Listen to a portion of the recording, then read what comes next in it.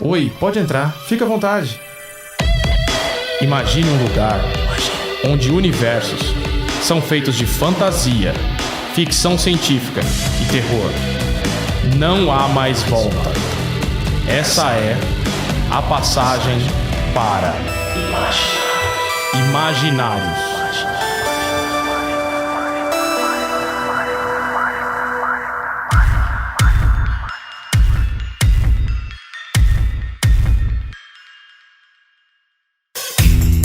E aí, pessoal, beleza? Esse é mais um Imaginários, o podcast da Editora Draco. Eu sou o Rafael Fernandes, aquele que edita e também escreve às vezes. E tô junto aqui com o meu partner, meu parceiro de Draco, Eric Sama, editor e emissor de notas fiscais da Draco. Nossa, eu pensei que você ia falar que era MC. E o MC.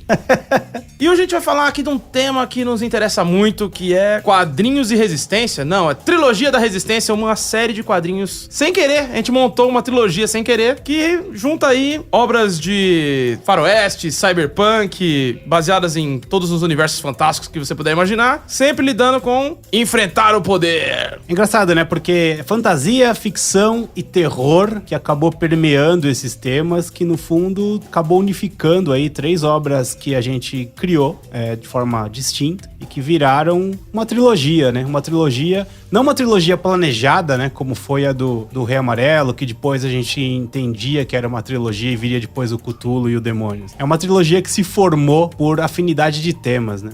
Deixa acontecer naturalmente, como diria o pagode.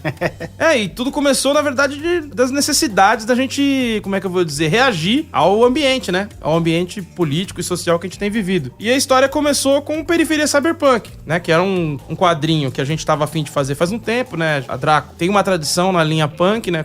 Na literatura. A gente já tinha feito 2 livros de steampunk, um livro de solarpunk, um livro de dieselpunk, e faltava aí um livro de cyberpunk. E nesse gap aí, sempre curti muito cyberpunk, sempre foi um gênero que eu queria escrever e queria editar. E aí sugeri pro Eric, vamos fazer? No entanto, vamos fazer diferente. Vamos fazer ambientando no Brasil, usando alguma referência aí que amarrasse, que só pudesse ser feito aqui. O desafio inicial de tudo que a gente faz como produtor de conteúdo é tentar dar a visão dos temas clássicos ou dos subgêneros clássicos aí da cultura pop, da literatura e dos quadrinhos, com o nosso flavor, né? Com esse temperinho aí baiano, temperinho brasileiro, temperinho mineiro, paulista. Então, mas o Rafa, quando a gente falou de fazer um quadrinho de cyberpunk, o Rafa disse, só cyberpunk não basta, a gente tem que ter uma coisa a mais, uma coisa que seja só realmente do Brasil, né? Em vez de ser uma coisa mais genérica. Então a gente chegou juntos à ideia de ter um cyberpunk que fosse o cyberpunk mesmo, o de raiz. Ele é uma obra que fala de margem, né? Fala de marginalidade, né? E o grande tema do cyberpunk, né,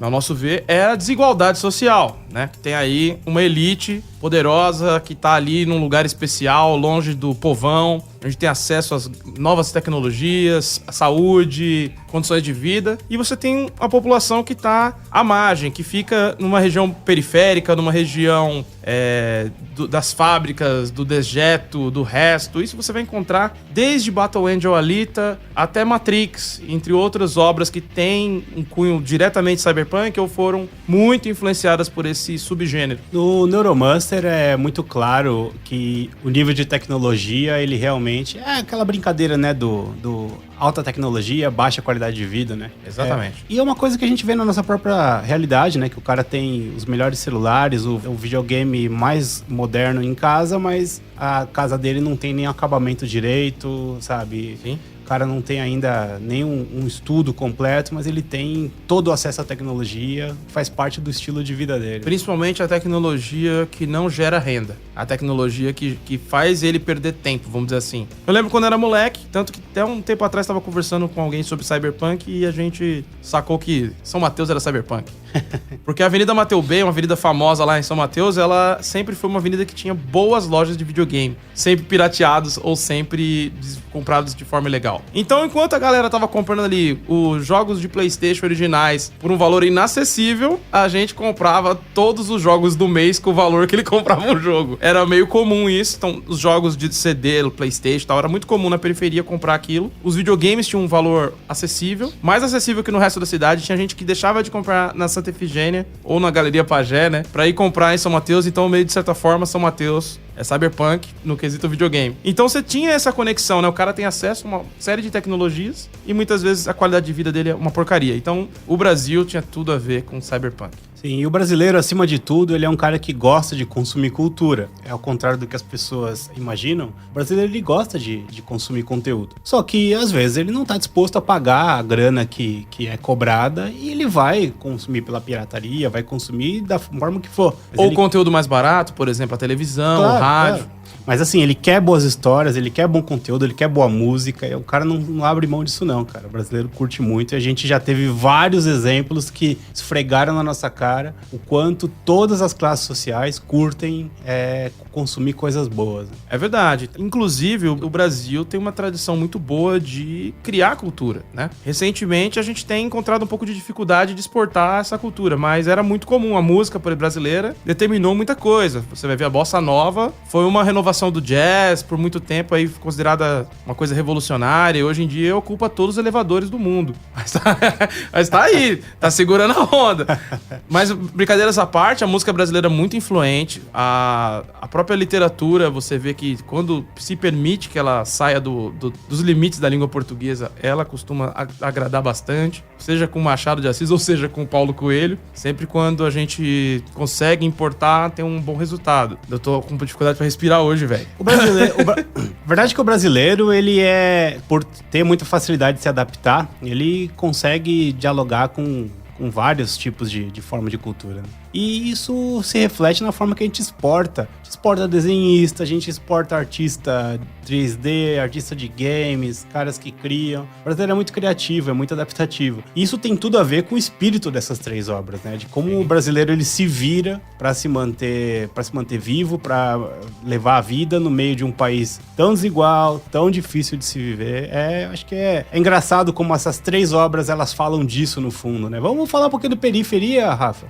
E o que é interessante é que isso tudo que a gente tá falando foi o ponto de partida para essa coletânea, né? É uma coletânea que deu início a todo esse projeto, que a gente nem sabia que era um projeto. A ideia foi muito orgânico, né? Sim. A gente trabalha de uma maneira muito, assim, tem coisas que a gente planeja, tem coisas que a gente deixa acontecer e acaba organizando, né? Então, o Periferia tem uma diversidade enorme, tanto de lugares, quanto de autores e quanto de temas. Lugares porque tem história que se passa em São Paulo, em Santos, Fortaleza, Brasília, Rio de Janeiro. Então tem, né, aí uma grande variedade. A ideia era trabalhar grandes centros urbanos brasileiros. A primeira história é uma história que se passa no Rio de Janeiro, de certa forma, mas não se prenda a isso. Pode ser uma periferia clássica, uma favela clássica do Brasil. São só os vilão, uma história meio clima de funk e tal, aquele climão de quebrada, escrita pelo Ayrton Marinho, uma história muito divertida, que tem mutantes, uma vibe muito de Rio Tóxico e tal, aquela pegada bem clássica de cyberpunk. E é legal que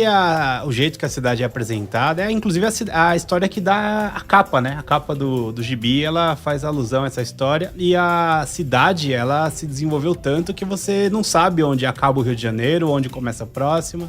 Então é uma megalópole, né? Gigantesca que se expande e a bandidagem tá ali tentando se virar, manter as coisas. Aí você vê uma mídia que fica lá filmando tudo que acontece, transforma tudo em espetáculo. A violência, entretenimento, e o metrô é o que conecta a cidade realmente da periferia, de onde vêm as pessoas que estão indo trabalhar ou indo tirar sua parte daquele quinhão que está sendo, né? Bem legal, o material usado. Bem divertido. Então essa história é bem legal, acho que uma das mais divertidas. Aí na sequência vem a história Yansan Ferida. E o desenhista do Sol os Vilão é o Jader Corrêa.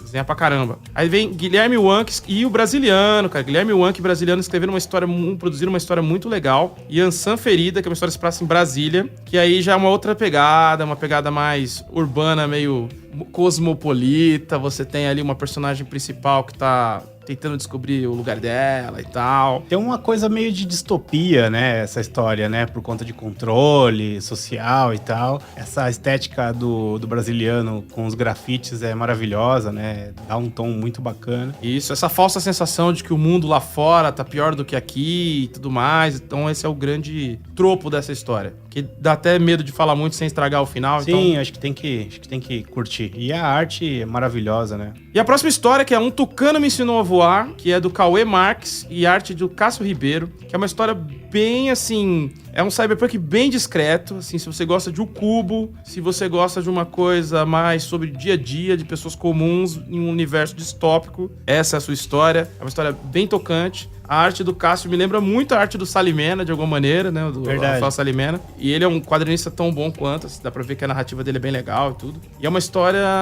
sobre solidão, sobre trabalhar pra caramba, sem sentido e não entender muito bem só o papel no mundo, não ter tempo pra si mesmo. Bem legal, recomendo. A história lembra muito Black Mirror, né? Tem uma história muito parecida no Black Mirror que falava disso, de uma existência em que o trabalho ele é extremamente opressor e tal. Então é um tema que realmente é parte de história cyberpunk. Porque assim, cyberpunk não é só história com gente com prótese, né? Ou conectada na internet, né? Ela é uma história que mostra como a gente pode ser alienado da nossa individualidade pra poder fazer parte do jeito que as coisas funcionam, né? E é uma história bem lírica, né? Bem bonita. Bem bonita, eu gosto bastante. Aí na sequência, pra quebrar o clima, a gente já mete uma história de porradeira com roteiros de Lucas Barcelos e arte do Jean Sinclair, que se chama Babel de Cristo, que é tipo... Aí já é um cyberpunk bem clássico, com próteses, com solos, com... Solo é aquele cara, tipo um mercenário e tal. É... Toda uma vibe de...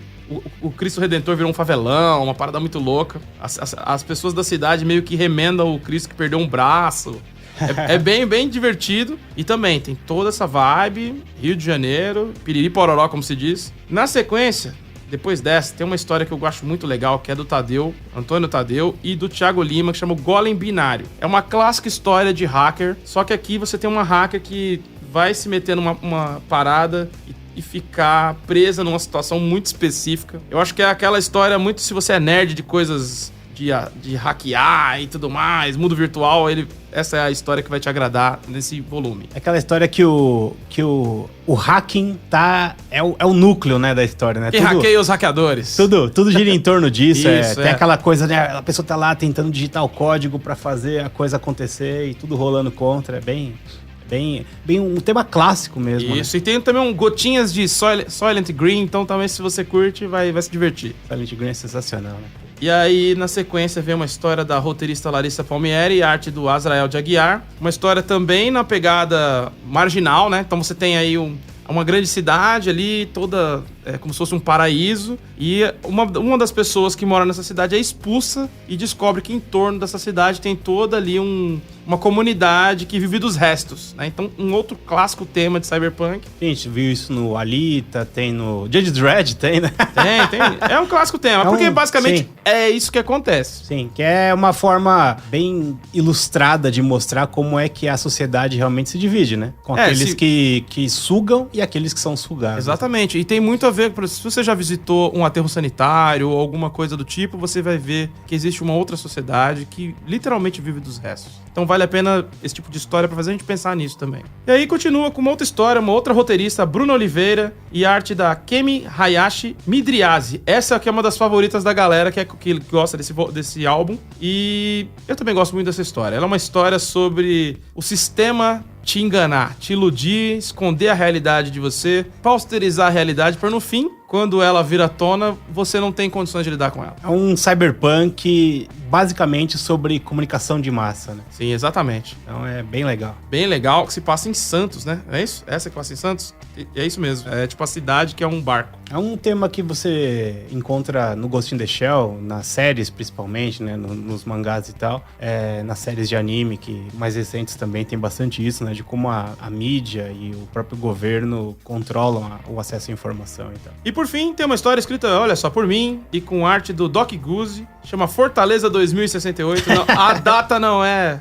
Essa é divertidíssima. Eu queria fazer uma coisa, um Robocop, e muita gente não sacou algumas coisas, falando, pô, mas você tá falando que legal é o policial violento? Não, justamente é uma paródia pra mostrar o quão ridículo é ser uma pessoa, a masculinidade tóxica é ridícula, essa coisa da polícia truculenta como um heroísmo e tal. Então brinco com essa coisa do policial nerd, do policial... É uma clássica história estilo Robocop. Se você gosta de Robocop, gosta de Fortaleza e tem interesse em saber como seria o submundo ali, ó, o centrão podre de uma cidade. É quase uma máquina mortífera de Fortaleza. É meio isso mesmo.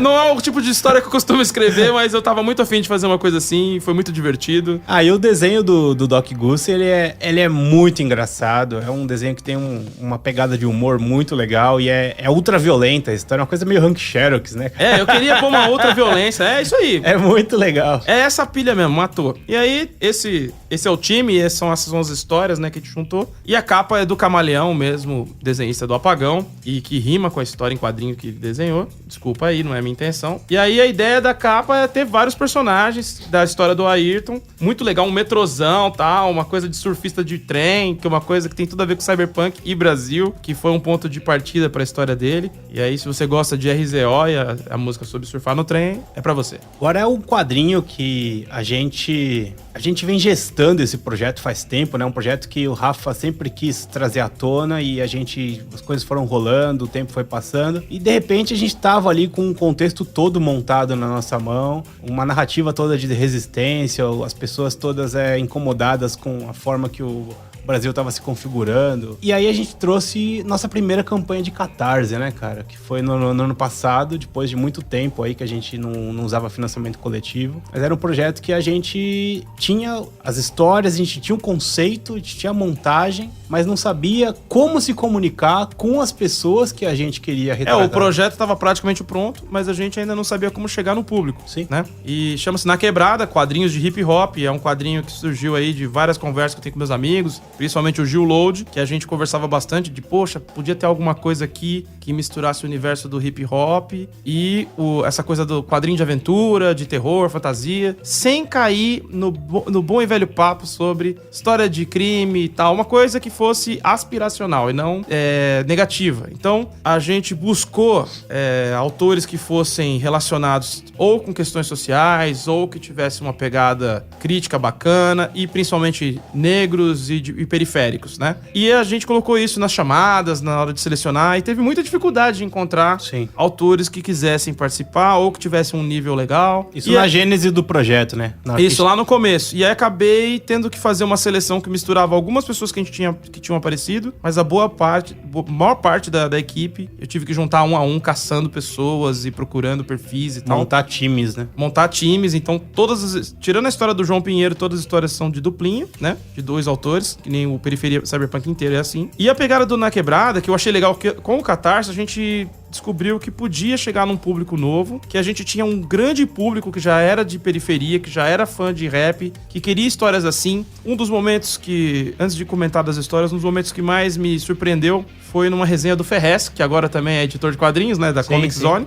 Que seja bem-vindo aí, o Ferrez, que é um cara das antigas, fez quadrinho com o Demaio e tinha um trabalho bem legal já de literatura. Ele fez uma resenha quando ele recebeu o material, porque quando a gente tava fazendo a campanha, já tinha os livros impressos. Foi uma campanha meio maluca. E aí a gente mandou o livro pra ele e ele falou, cara, eu sempre sonhei com isso. Com um álbum que juntasse uma série de narrativas que valorizasse a galera da periferia, que trouxesse toda a nossa cultura de uma maneira divertida e bem brasileira. Pô, foi a melhor coisa que a gente podia ouvir, cara, porque foi a intenção desde o começo. Então, é um álbum que eu curto bastante. Tem texto do Rashid, tem texto do Load, que é um cara que incentivou o projeto. Tem um texto do Alê Santos, que é um cara do movimento negro e muito importante. O Savage Fiction no Twitter. Então, a gente juntou uma galera em torno do projeto que era muito legal. A gente conseguiu mandar pra vários rappers que receberam muito bem, colocaram no Instagram, fizeram stories, fizeram até vídeo. Foi muito legal a campanha.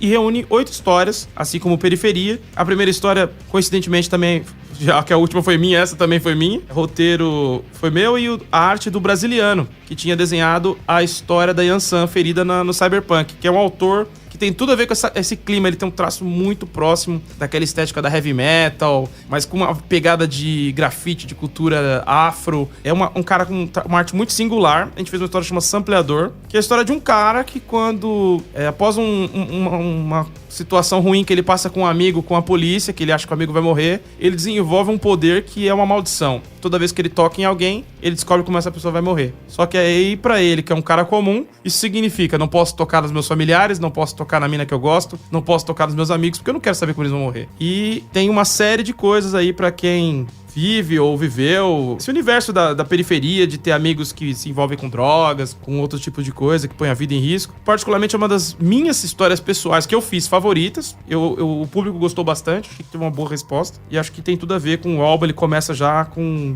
uma coisa pra cima. Então ele já mostra que é diferente. Aí na sequência, Eric, você lembra da história daí da Preta Maravilha? Essa da Preta Maravilha é sensacional, né? Divertidíssima do João Pinheiro. É ação, é porradaria, mas é brincando mesmo com essa coisa que a gente tava vivendo política, né? A gente tinha acabado de passar por um impeachment, uma ascensão aí do presidente Temer, né? Sim. Que não foi eleito democraticamente. Exatamente. E é uma história meio de super-herói, meio assim, divertida. Ela tira um sarro, né? Ela usa a estética do super-herói para poder falar da questão política. Então ela é uma história rápida, de leitura gostosa, descompromissada, né? Dá pra você se divertir. Merecia um álbum aí, tem que encher o saco do João pra virar um álbum.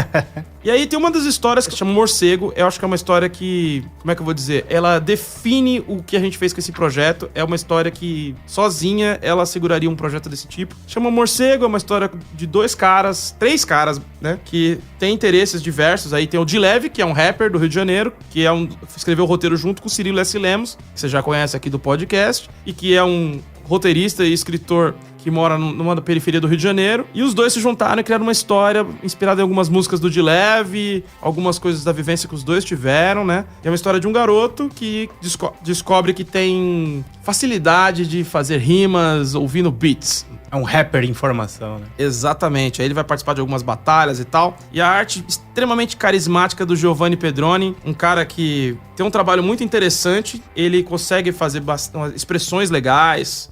Você olha pro personagem dele e já quer ser amigo dele, sabe? Então... É bem simpático, né? Uma arte muito simpática, é muito, muito legal. E essa história é incrível, porque ela tem rima, ela batalha de rap, de MCs, né? Muito massa. Então eu recomendo bastante essa história. E a história da capa, né? A história que define a capa, que é do... O Daniel Canedo. Que também é do Rio, que também deve ser de Quebrada.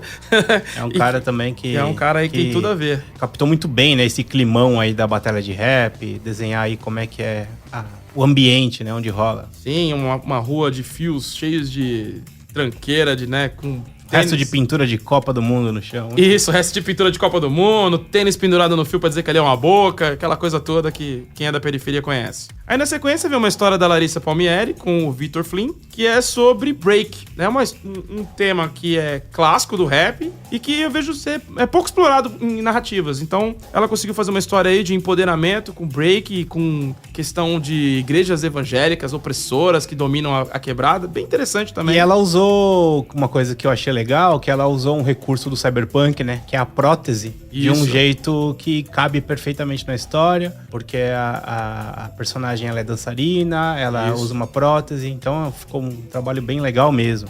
Tem toda uma crítica aí das pessoas, né, o transhumanismo sendo criticado pela sociedade, a mina se reencontrando com isso, bem legal. Aí na sequência vem uma história que também eu acho que é bem emblemática do que é essa coletânica, ou coletânica.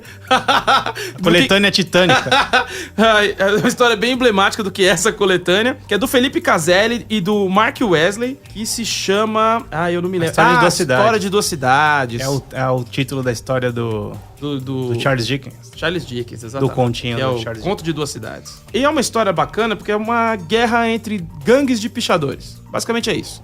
Não uma guerra exatamente física, mas quem vai alcançar os melhores lugares, quem vai fazer as pichações mais ousadas, até que em determinado momento eles percebem que eles não são o inimigo. E assim como, de um modo geral, as histórias que falam sobre periferia sempre mostra as pessoas sucumbindo à própria condição em que elas foram postas, né? Essa é uma história que mostra que as pessoas podem tomar consciência e virar o jogo, né? Porque ali elas estão sendo, de certa forma, levadas àquele conflito, né? Exatamente, porque tem um documentário muito legal, chama Picho. Foi muito importante pra mim na hora de escrever o Apagão. E ali você vê qual que é a vibe dessa galera. Porque a gente, quando tá de fora, pensa, por que o cara faz isso? Surge a cidade, nada a ver e tal. Mas tem toda uma questão de empoderar, do cara colocar o nome dele num lugar que a Coca-Cola pagaria uma grana pra colocar. Sabe, uma coisa de assumir a cidade como sua sua também, e você assinar a cidade. E o picho, especificamente, é uma coisa que existe politicamente desde Roma Antiga, que você já via lá os muros sendo pichados com críticas sociais, com provocações, e isso continua até hoje. É interessantíssimo como as cidades, elas têm, como é que eu vou dizer, características que são imutáveis. É, uma reivindicação, né, do espaço público, né? É interessante, toda uma cultura que se desenvolve em torno disso, e é muito legal a gente conhecer sem preconceito, né? Que normalmente a gente tem, né? Então... Sim. E aí o grafite é picho, o picho é grafite, e é isso aí. As tatuagens da cidade. É muito louco, essa frase é da hora na história. E aí na sequência vem Da Hell, uma história meio de terror, meio de suspense, tal, do Alessio Esteves e do Felipe Sanz. História mais divertida, com uma pegada de, como é ser moleque, ser fã de um rapper e fazer merda. É uma banda de adolescente fazendo merda, é isso. Mas é muito legal essa história porque ela tem uma reviravolta muito boa, né? E ela é divertida, ao mesmo tempo ela é assustadora. Eu acho que não dá pra contar muito sem dar spoiler. Eu já divulguei ela de uma maneira que depois o Alessio falou, desse jeito você conta o final, eu nem me toquei. Falei, é verdade. Não, e é uma história que vale a pena ler, e vocês vão ver como foi bacana o trabalho do Alessio pra levar o leitor pra onde ele queria. E aí chegamos em Olido, uma outra história desenhada pelo brasiliano, só que dessa vez ele tá desenhando uma história escrita pela Juju Araújo, que é uma grande amiga aí, uma grande roteirista, que ela aparece de vez em quando, manda uma boa história e some.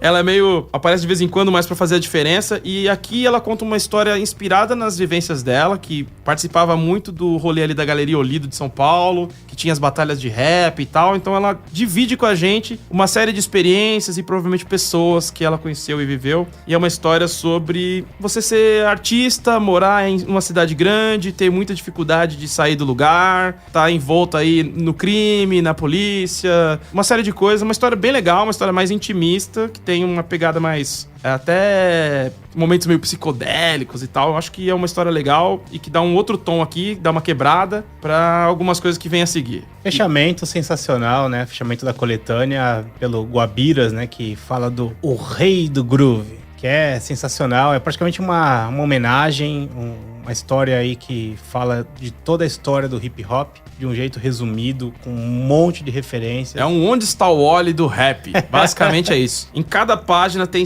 20, 30 coisas pra você encontrar sobre a história do rap. E no final a gente tem um mapinha com todas as referências que estão aparecendo, né? É legal que ele brinca com um monte de coisa, né? Tem um monte de nomes aí. Desde as referências de antes do rap, da formação do rap, até coisas atuais do Brasil, tanto o brasileiro quanto o gringo. E uma coisa que eu curto bastante no Guabiras, que é de Fortaleza, um cara maluco, assim, um cara genial, assim, um cara da rua, um cara do rolê do rock and roll, do rap e tal, é que ele faz isso de uma maneira muito leve. Então, ele cria aqueles posters estilo Alex Ross, de você descobrir quem é quem ali, mas no fim tem uma história divertida, uma pegada leve, um traço muito cartunesco, então bem legal. Acho que ela fecha com uma coisa do tipo, olha, agora que você sentiu o que é o rap, tem muito mais pra você conhecer. Ela te dá um mapa de referências pra você estudar o que é o negócio. A coletânea, no final das contas, ela não tem um tom pedagógico, didático, não é isso, né? Mas é pra quem curte uma boa história de fantasia, de ficção. Ao mesmo tempo, a gente tenta trazer algumas coisas pra pessoa se aprofundar e ver como é rico o universo do hip hop. Às vezes você curte uma parte da cena toda de hip hop, mas não se liga muito na outra, e acaba que isso tudo se complementa. Então essa é a ideia do Na Quebrada. E foi impressionante, né, quando a gente teve no Perifacon no ano passado, que foi o primeiro lugar onde a gente levou o material. Foi incrível a recepção do público, foi o gibi que a gente mais vendeu no dia, a gente vendeu realmente muitos exemplares lá. Encontrou o Rashid. Vendeu o gibi pro Cazé. Foi demais, cara, e quando a gente tava lá, a gente viu como o público curte o material da Draco, né, cara? Várias pessoas já conheciam, foi muito legal mesmo essa experiência de poder trazer o nosso trampo pra quebrada mesmo, né, cara? Pra onde os grandes centros não mostram, né? Então a gente foi até lá. A gente tava no coração do Capão Redondo, eu olhava pela janela e a sensação de estar em São Mateus era grande, parecia muito. E, sei lá, foi muito interessante, desde conhecer pessoas que já conheciam tudo da Draco e que a gente nunca imaginava, até, sei lá, poder entregar um gibi pro KLJ, do Racionais, tá Sim, ligado? foi demais. Foi muito legal Muito mesmo. diferente, assim, muito especial. E esse ano a gente vai estar lá de novo. E é um projeto, ou seja, é um projeto que nasceu com muita vontade nossa, mas cheio de dúvidas, cheio de temor de como chegar nas pessoas. E no final, uma campanha de... Foi onde a gente foi mais bem acolhido, se você Verdade, pensar bem. O público, os famosíssimos da música, estavam super interessados, super falaram da gente, super legais, super acolhedores. E muitas vezes a gente tá falando de um universo que a gente já participa e não tem tanto alcance. Então foi muito interessante, foi muito importante para nosso crescimento como editora e como contadores de história. Sim, foi um projeto que foi um sucesso em todos os quesitos, né? Então a gente comemora por ter tido a coragem de levar a cabo, né? E pra fechar aí com, né, a trilogia, tem Sangue no Olho, um álbum que a gente lançou na Comic Con do ano passado e que tem aí 8 histórias também, mesmo esquema, que a gente tava muito interessado em fazer um projeto que tivesse uma pegada de faroeste contemporâneo, ou seja, não cair naquela coisa do faroeste clássico, e sim o que tem sido feito hoje no cinema, por exemplo, Tarantino com os filmes dele, Oito Odiados, ou qual que é o outro lá? É o Django Livre, enquanto os irmãos Coen estão fazendo um monte de coisa com essa pegada, onde os fracos não têm vez. É o Kill Bill, né, cara? Kill Bill tem várias Principalmente referências. a parte 2 tem várias referências ao faroeste, né? 3 Anúncios para um Crime, que é um filme que quase não parece um faroeste, que é protagonizado por uma mulher. Então a gente queria trazer tudo isso, toda essa vibe pra contar histórias no Brasil. E curiosamente, enquanto a gente produziu o material e um pouquinho antes de a gente lançar, saiu o Bacurau, que era um filme que tinha tudo a ver com o que a gente tava fazendo, que era uma espécie de cyberpunk faroeste, que se passava no sertão e que tem a mesma pegada de resistência e da população falando, olha, chegou a hora de enfrentar aquilo que tá oprimindo a gente. E no final das contas, o projeto, ele ganhou uma personalidade bem interessante. Fiquei feliz porque eu participei com a capa. A capa é do Eric Sama, muito bem. Desenhei, depois de um tempão sem desenhar mesmo, a capa, né? Com um desenho mesmo, uma ilustração, né? Com a pintura. Foi muito legal participar e é um projeto que acabou tomando um corpo que quando a gente viu pronto, a gente olhou e falou, nossa, esse projeto ele dialoga com o Na Quebrada e com o Periferia, com uma trilogia. Aí a gente entendeu o que tinha feito. E sabe o que é legal? Que pra mim essa é a coletânea que não tem nenhuma história que não esteja acima da média. Acho que é uma das melhores coletâneas que a gente já fez. Muito boa mesmo. É um material que tem a abertura do Duda Falcão, né? Que faz o contexto da parte social, né? Isso, e fala um pouquinho também de cultura pop e tal, né? Introduzindo, né, o livro. E fecha com o texto do Luiz Felipe Balt, que é um pesquisador em faroeste contemporâneo no cinema. E aí ele dá uma contextualizada, ele conecta esse projeto com toda essa cena que tá rolando aí no cinema. E aí a gente vai ver as histórias. E é aqui que o bicho pega, cara. Esse é um projeto que, como os outros dois que a gente falou, fala sobre desigualdade. E o faroeste, ele é um ambiente de desigualdade, né? Ele é um ambiente onde sempre tem uma luta de uma pessoa que ou vive à margem da sociedade, ou que tá sendo oprimida. Então tem tudo a ver com a realidade do Brasil. Tem mesmo, até porque é uma fantasia em torno das dificuldades de você migrar pra um lugar, pra colonizá-lo, e ele ser um lugar hostil, e ao mesmo tempo você ser hostil com quem já morava lá. É isso que é o faroeste clássico. E aqui a gente abre com uma história que parece um faroeste clássico, que é Sangue,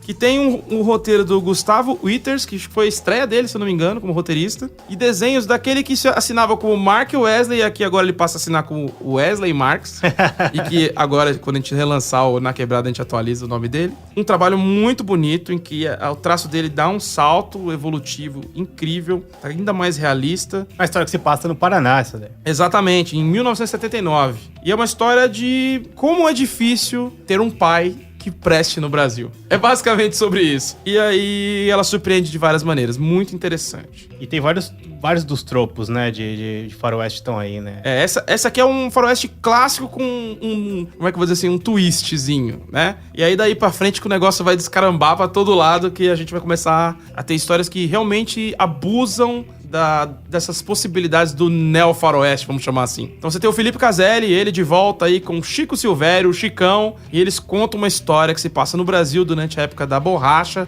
né, lá no Amazonas, onde os caras estavam extraindo, acho que também tinha no Acre, se eu não me engano, onde os caras estavam extraindo a borracha e tava rolando toda uma coisa como se fosse o ouro, né, aquela Corrida do Ouro. Corrida da Seringueira. A corrida dos seringueiros, né? Vamos cancelar a piada do... Como chama? Cacete Planeta sobre o seringueiro que fica no mato tirando leite do pau, que é muito anos 90. Mas tá feita aí pra você lembrar. Mas, Denis, vamos voltar. Aí a história... Buguei aqui, o Eric. E eu não vou cortar isso na edição. Inesperado, não tava na pauta. Não tava no palco que o cara tava tirando leite do... Então, e essa história que se chama Borracheira é uma história muito legal que ela se passa numa comunidade ali que tem indígenas e um grupo de seringueiros que chega e decide começar a extrair a borracha, e isso começa a incomodar os indígenas e eles querem contratar os indígenas e convertê-los ao cristianismo pra meio que ajudar ali na mão de obra. Só que não dá muito certo, porque tem um lance aí com ayahuasca que vocês vão curtir. Essa história é extremamente violenta, extremamente Lovecraftiana e ao mesmo tempo um faroeste que se passa no Brasil. Muito, muito legal, sobre resistência indígena. Depois a gente tem aqui a história do Rafael Fernandes com o desenho do Vitor Widergrum, que é a chave de cadeia, né? Que fala sobre... Aqui o Rafa usa o tropo do roubo ao banco, né? Super clássico do faroeste. Mas aí ele usa o ambiente da quebrada. Então ele vai usar a questão do pessoal periférico, como é que eles têm, às vezes, que acabar entrando nessa seara perigosa, mas de um jeito sensível. Como todas as histórias do Rafa que fala sobre periferia, ele tenta contextualizar as coisas, né? E os bandidos têm um código moral, né? Código de honra próprio. Também é típica coisa do faroeste, né? O cara é bandido, mas ele tem coisa que ele não faz. Então é uma história que fala sobre família, sobre a busca por felicidade e, ao mesmo tempo, ter que estar dentro do ambiente do crime, né? E tem tudo a ver com a coisa do faroeste, né? E ela é inspirada numa história real. Como é que é, Rafa? O nome dos mano? Eram 2 maloqueiros que tinha na minha rua, que era o 12 e o Mosquito.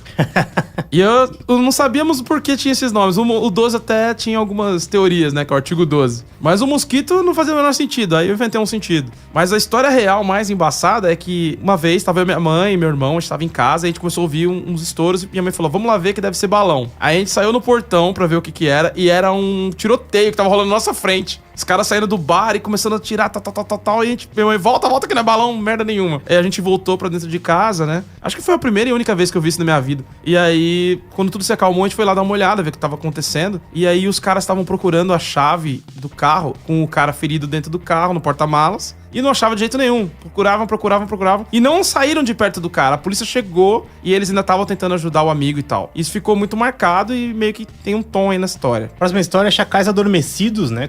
Com o roteiro do Leonardo Melo e desenho do Jader Correia. Fazendo uma repetição aí. Ele tava no... Abertura do Periferia, sabe? Então tem... Perifa, é uma coletânea. São coletâneas interconectadas de uma maneira meio sem querer, assim. É uma história que se passa em Porto Alegre, no final do século XIX. E que é toda narrada do ponto de vista de um oficial da lei. Então é praticamente um... E ela é uma história real, é uma adaptação, né? Mas uma história real sobre... barbarismo.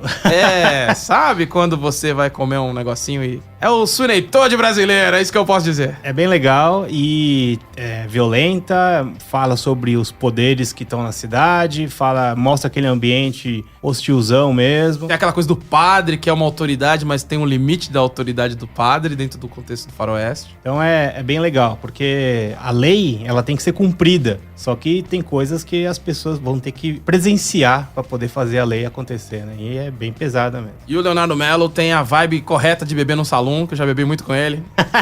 E é um cara que sabe comer fígado acebolado com giló com um pouco. E aí, na sequência, vem uma história que dá a capa, que fez aí a capa do Eric nascer, que é a história da Thaís Kisuki com a Paloma Diniz. É uma história muito bacana, que se chama Augusta. Não é sobre a Rua Augusta, é sobre uma mulher que se vê numa situação complexa em que a família dela perde tudo e só resta uma coisa a ser feita, que é a vingança.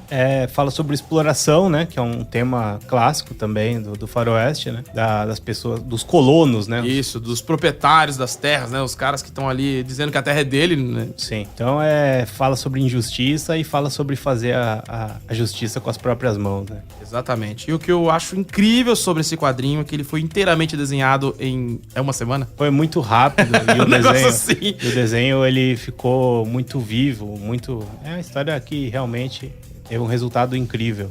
Eu acho que ela é interessante, ela tem flashbacks feitos só no lápis, é uma história muito bonita. Eu gosto muito. E a Augusta também com Augusto dos Anjos, você que gosta de literatura. É mesmo, né? Tem uns versos e tal. Tem O gibi é a porta de entrada pra literatura, já diria o maconheiro.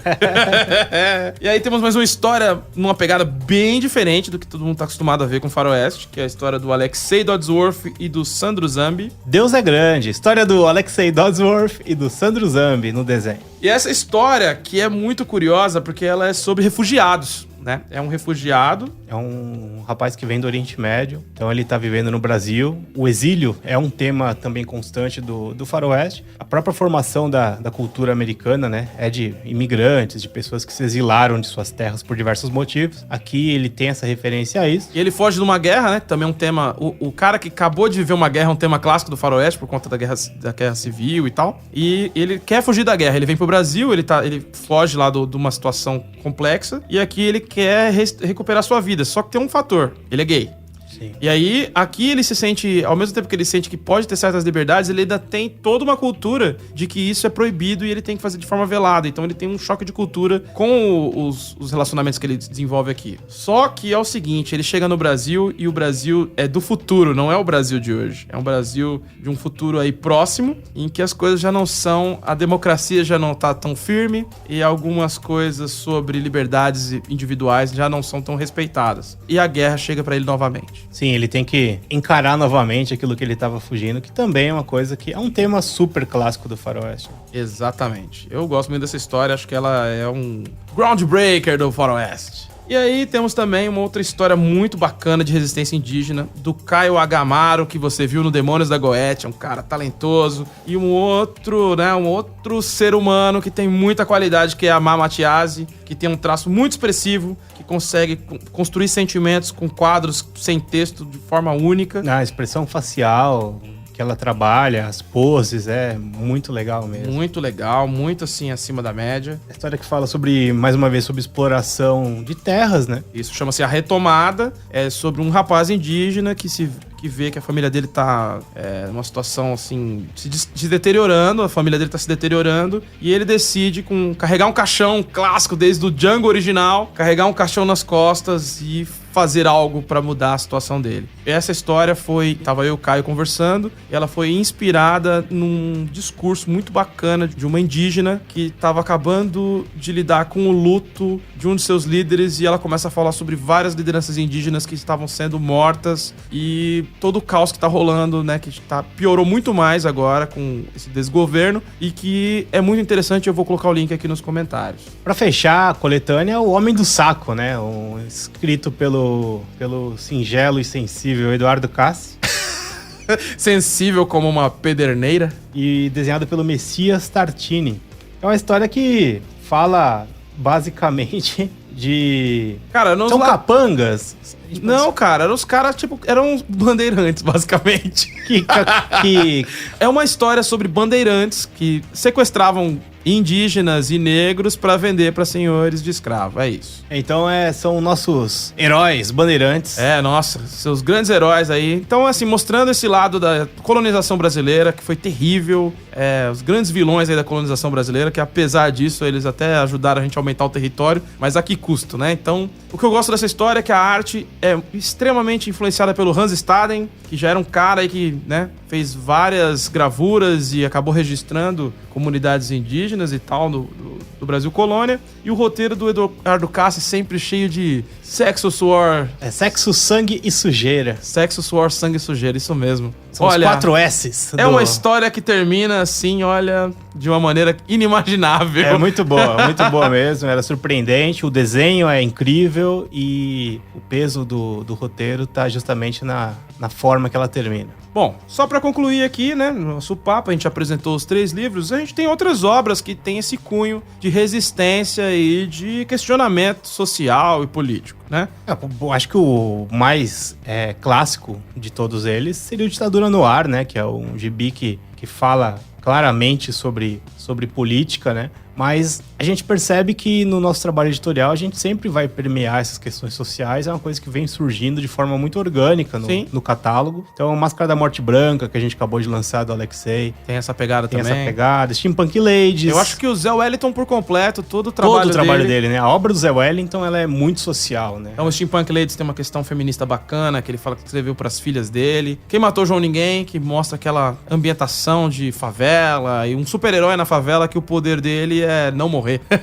É muito curioso. Sobreviver à favela, né? Sobreviver à periferia. E a sensacional Cangaço Overdrive, que tem absolutamente tudo a ver com periferia cyberpunk e que é uma história de cangaço com cyberpunk, obviamente, mas que tem ali um grupo de pessoas, de jovens, ainda lidando ali no sertão nordestino com aquela coisa do poder, explorando aquela região, não resolvendo as questões de distribuição de água e tudo mais, e aí há uma espécie de ressurreição de um cangaceiro e a situação vai se desenrolar a partir daí. Um trabalho que concorreu a nada mais nada menos que o Jabuti. Sim. Nosso primeiro trabalho a concorrer ao Jabuti e que tem assim uma história muito interessante que vale a pena revisitar aí pra você que já leu. E pra quem não leu ainda, eu recomendo Cangaço Overdrive totalmente colorida. E o que vem agora? Depois disso tudo que a gente falou, a gente vai parar de fazer esse tipo de coisa? O que vem agora? O Papagão do Rafa é uma história totalmente que fala sobre a realidade brasileira, como você pode criar super-heróis dentro de um ambiente hostil. Vai ter agora um gibi da Segunda Guerra, né? O Arquivos Secretos da Segunda Guerra Mundial. Isso. Então a gente tá preparando uma série de coisas aí e a ideia é que esse ano nosso catálogo de resistências amplie de forma orgânica e que cada vez mais a gente possa discutir questões importantes usando histórias em quadrinhos divertidas, de entretenimento, que ali tem alguma coisa pra você pensar. O desafio sempre é esse, né? De como trazer um conteúdo crítico, mas que seja, acima de tudo, entretenimento. A gente tem que fazer um material que seja legal, que seja gostoso de ler. E que soe natural, que a gente não fique forçando um discurso que muitas vezes não seria o nosso. A gente tá ali conversando sobre coisas que nos angustiam e fazem a gente realmente ficar incomodado e sentir vontade de contar histórias. E é isso, muito obrigado. Esse foi mais um Imaginários. Opa, me empolguei. O podcast da Editora Draco. Estou aqui com o Eric Sam, eu sou o Rafael Fernandes e caso você queira conhecer tudo do universo da Draco é @Editora Draco e o nosso site www.editoradraco.com. Valeu! Falou, pessoal, até a próxima!